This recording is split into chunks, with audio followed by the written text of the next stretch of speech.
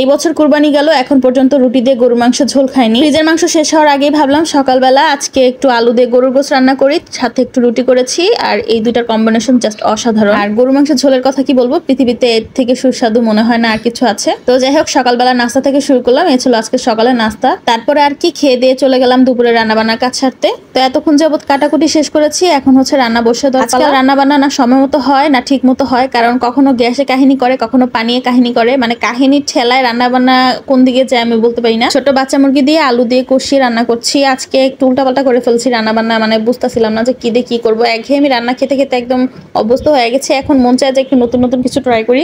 আজকে হচ্ছে সাদা মাংস রান্না করবো, তার মধ্যে পাকনামি করে একটু হলুদ মরিচ দিয়েছিলাম, যার কারণে স্বাদ একদমই ভালো। রান্না বান্নার স্পিড গুলো বাড়ায় দিলে কত তাড়াতাড়ি রান্না হয়ে যায়, অথচ বাস্তবে রান্না করতে গেলে যে কত সময় লাগে সেটা প্রত্যেকটা গৃহিণী জানে। আলু আর মুরগি একটু কষা টসা, তারপর হচ্ছে এখানে ঝোল দিয়ে দিয়েছি বেশি করে। বাসায় ডাল রান্না করলে আসলে বেশি ঝোলের প্রয়োজন হয় না, এইসব মাংসে আবার অতিরিক্ত ঝোল রাখলে তখন আবার স্বাদ লাগে। এটাই হয়ে গেছিল কাহিনী আর কি। আচ্ছা, এই আজব কম্বিনেশন কেউ কি কখনো খেয়েছেন নাকি? আজকে হচ্ছে এখানে 2 প্যাকেট গুঁড়া দুধ দিয়ে দিয়েছিলাম। নর্মাল জিনিসকে আসলে অ্যাবনর্মাল ভাবে রান্না করতে গেলে স্বাদ আসলে বিগড়ে যায়, এটা সত্যি কথা। তো যাই হোক, সবার লাস্টে হচ্ছে কাঁচামরিচ দিয়ে দিচ্ছি বেশি করে। এখন হচ্ছে এটা আস্তে ধীরে সিদ্ধ করবো। তারপর চলে গেলাম সেকেন্ড রান্নায়। এখানে হচ্ছে আমি একটুখানি মশলা কষিয়ে নিচ্ছি, একটু পেঁয়াজের সাথে আদা রসুন একটু হলুদ মরিচ দিয়ে হালকা হালকা একদম কষিয়ে নিচ্ছি। তারপর হচ্ছে এখানে এখন দিয়ে দিব এইটা।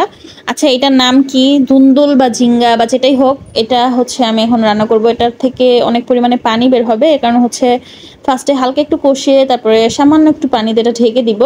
এটা আসলে চিংড়ি মাছ দিয়ে রান্না করলে অনেক বেশি ভালো লাগে, বাট আমার হাজবেন্ড আজকে অদ্ভুত কথা বলছে, মানে এটা ডিম দিয়ে রান্না করো, তাহলে আবার ডিম দিয়ে রান্না করবো আজকে। মানে আজকে দুইটা খাবার পুরাই অদ্ভুত হতে যাচ্ছে, এবং প্রথমবার এরকম অদ্ভুত খাবার রান্নালে আসলে মজা হয় না, এটা স্বাভাবিক। পরবর্তীতে যখন আমি এটা রান্নবো তখন বুঝতে পারবো যেটা কোনটা কম হয়েছিল বেশি হয়েছিল, তখন আবার খেতে ভালো লাগবে। তো যাই হোক, এই যে পাকটা মেরিং করে আবার কতগুলো লেবু নিয়ে নিয়েছি, লেবুগুলো দিব এখন। এই লেবু দেওয়ার কারণে আজকে আমি তরকারি রান্না করে বকা খেয়েছি আমার husband. But I don't know, মাঝে মাঝে রান্না করে অনেক ভালো হয়, আজকে কেমন হয়েছে কেন।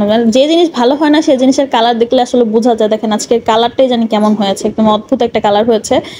তো এই আর কি, তরকারিটা আসলে শুকায় নিলে আরো বেশি ভালো হতো। যাই হোক, এখন হচ্ছে আমি এখানে আবার ঢাকনা খুলে একটু নাড়াচাড়া দিয়ে নিচ্ছিলাম। ইদানিং পেজে রিচ ভিউ কিছু নাই, তারপর আপনাদের সাথে প্রতিদিন লং ভিডিও শেয়ার করি, ইনশাল্লাহ সামনেও করবো, কারণ আমার মনে হয় লং ভিডিওর মাধ্যমে আমার পেজটা সবার কাছে পরিচিত। তো এই যে একটা ডিম আসলে এখানে ভেঙে দিয়ে দিলাম, তারপর হচ্ছে কিছু কাঁচামরিচ দিয়েছি। কাঁচামরিচ দেওয়ার পার্টটা আমার কাছে খুবই ভালো লাগে, কারণ তখন কিন্তু জিনিসটা অনেক বেশি কালারফুল দেখা যায়। তবে রান্নাবান্নার এই পর্যায়ে বলি, কখনোই আজকে আমার এই রান্নাবান্না ফলো করে রান্না করতে চাইবেন না, কারণ আসলে এটা খেতে এত একটা ভালো হয় না। আর একটা মানুষের রান্না যে সবসময় ভালো হবে, তার খাবারগুলো যে সবসময় ভালো হবে এরকম কোনো কথা নাই।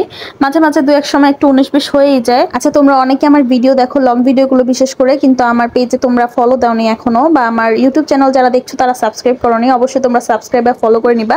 এই কথাগুলো শুনতে বেশ বিরক্তিকর, তারপরে বলছি। আজকের মতো বিদায় নিচ্ছি, এখানে আমার ভিডিও শেষ। আল্লাহ হাফেজ।